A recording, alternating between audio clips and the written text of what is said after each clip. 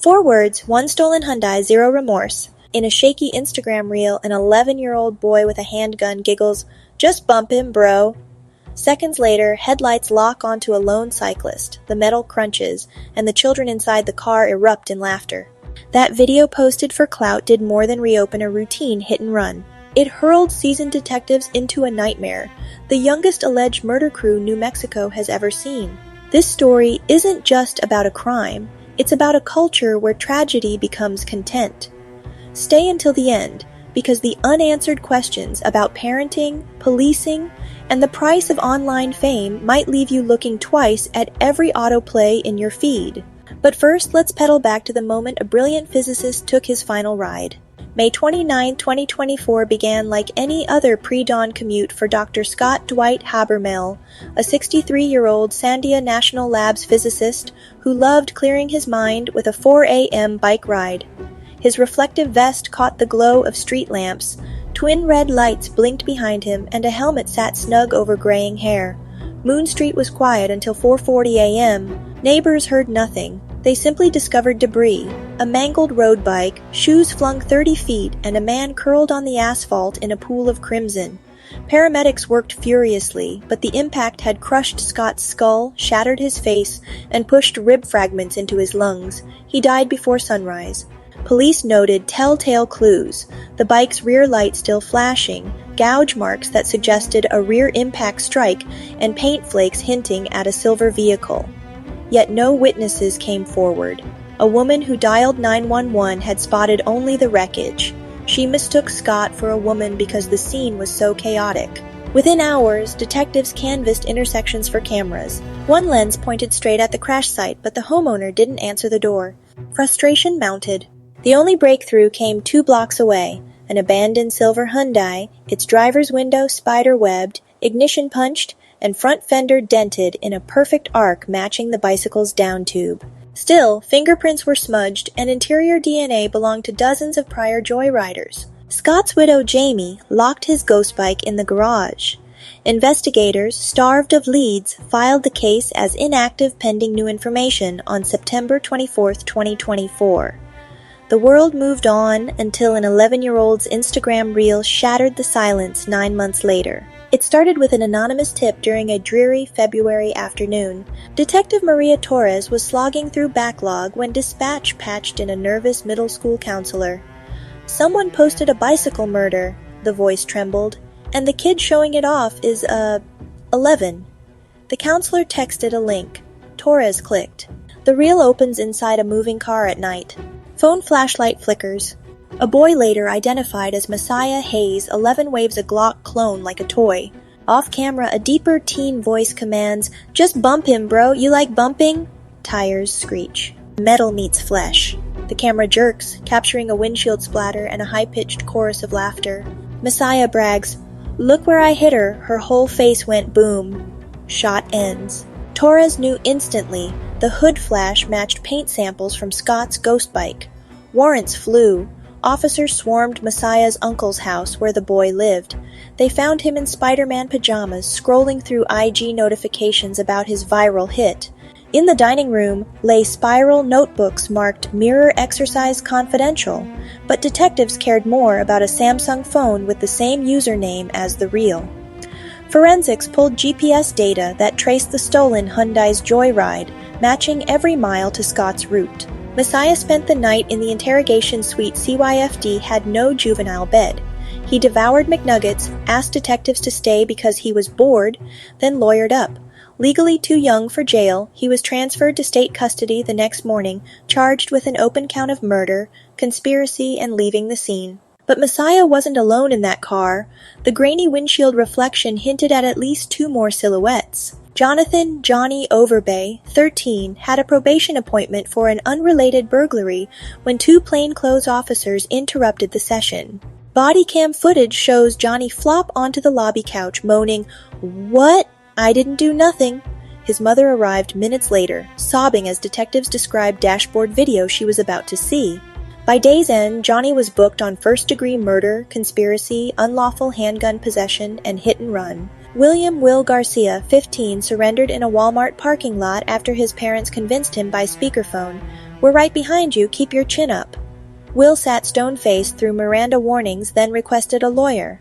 His Instagram, however, needed no words. Stories showed him flashing gang signs beside Messiah, gun barrels pointed at the camera, captions like, "We smoked the key." Interrogators hoped Will would flip on the driver, but silence ruled. He now faces adult court charges, first-degree murder and conspiracy, carrying a potential life sentence.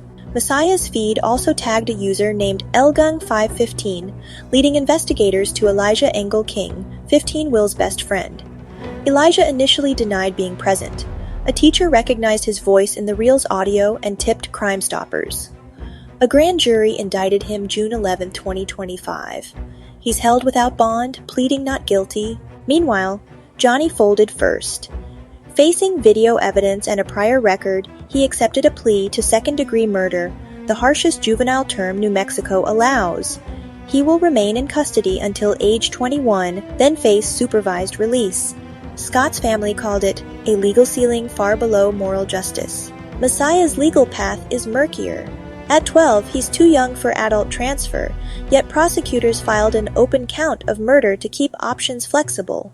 Children, it seems, can commit adult horrors faster than the law can adapt. With suspects named, detectives opened every device they seized and found an influencer-style highlight reel of escalating crime. Scroll through Messiah's archive and you'll see. Prank clips of fast food workers pelted with soda, a Ring doorbell theft where he taunts the homeowner, "Yo, we stole your camera, boys." Cell phone videos of gasoline poured on a stolen revolver set ablaze for views. Screenshots of frustrated neighbors posting, "Police won't do a thing." One caption read, "They can't catch what they can't see." Yet, ironically, the footage provided all the probable cause detectives needed. GPS stamps placed the phone inside the Hyundai minutes before Scott's death. Another story recorded the boys dumping the smashed Hyundai and sprinting away, bragging, "We left it smokin'." Digital forensics linked Will's Snapchat to a burned-out BB gun found in the trunk. Johnny's TikTok saved a news clip about a cyclist dying at dawn, time-stamped hours after the crash. The teens even argued in comments over who should get credit for the bump. Community outrage erupted. Why hadn't earlier post-gun flexes, stolen cars, petty arsons triggered intervention? Albuquerque PD admitted the account slipped through monitoring cracks. Local parents formed a coalition demanding social media flagging reforms. Outrage lit a fire under lawmakers, but a legal speed bump lay ahead. New Mexico caps juvenile detention at age 21, no matter the brutality. Governor Michelle Lujan Grisham called Scott's killing a loophole you can drive a stolen car through, vowing to seek blended sentencing and earlier firearm offense triggers.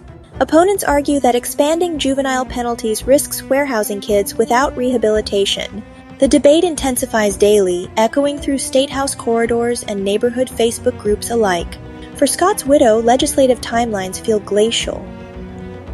"They murdered my husband for Instagram likes," she told reporters during a ghost bike vigil, handlebars wrapped in white roses. Behind her, cyclists raised lights skyward in silence, each blink a metronome of grief. Yet even amid policy wrangling, two larger mysteries haunt investigators. 1. Access. How did children not old enough for high school acquire a stolen Hyundai and multiple firearms? Interviews suggest a backyard gun trading circuit where older teens swap weapons for vape cartridges, no background checks, no adults in sight. Police recovered 2.22 pistols and a short-barreled shotgun during raids, none traceable to legal owners. 2. Prevention. Messiah's record already included car theft, burglary, even an alleged BB gun shooting at a local park, yet intake paperwork stalled in juvenile court backlogs. Johnny had broken into a school months earlier.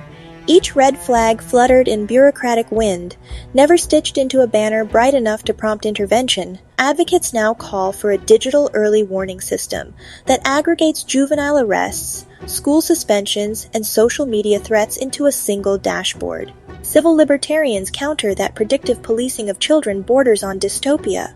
The only consensus?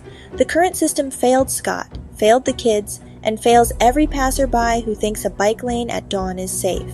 So where does the case stand today and what happens next? Johnny Overbay, driver 13 at crime, now 14, pled guilty to second-degree murder, incarcerated at a juvenile facility until 21, then 5 years supervised release. William Garcia, rear seat filmer, 15 at crime, awaiting adult court trial set for April 2026, faces potential life with parole at 30.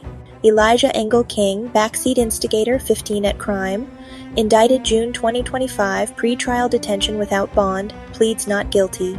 Messiah Hayes, front seat gun wielder, 11 at crime, now 12, charged with an open count of murder, competency hearings scheduled to determine whether he can even grasp courtroom proceedings. Prosecutors are triangulating cell tower pings, DNA from the Hyundai's airbags, and digital fingerprints on every repost of the reel. Defense teams argue coercion, that older teens bullied a child with developmental delays into recording a tragedy.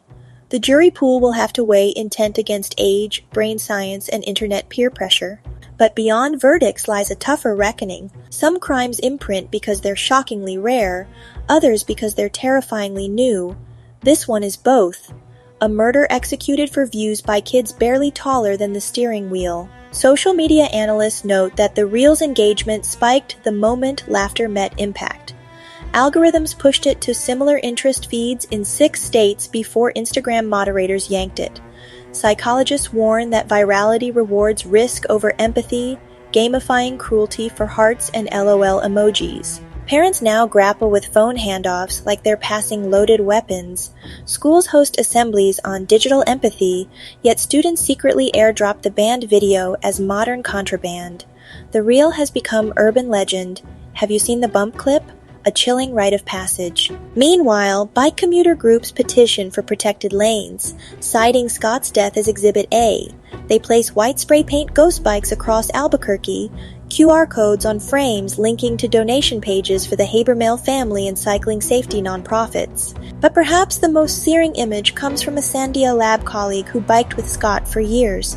At a candlelight memorial, she whispered, "Scott studied cosmic radiation distances in light years. Yet it was the 6 feet between bike lane and curb that killed him." Which brings us full circle to a culture that can shrink empathy into a 6-second clip and maybe, just maybe, expand it again through stories like this. If this story shook you, share it responsibly. Amplify the facts, not the gore. Demand tech platforms flag violent juvenile content before it turns into a detective's anonymous tip. And the next time an autoplay video flashes on your screen, remember Scott's blinking taillight. Behind every viral thrill might stand a family waiting for justice. Stay aware, stay human. And if you value deep dive crime stories that put empathy first, hit subscribe, because telling these tales with clarity may be the only guardrail strong enough to keep the next bicycle light from going dark.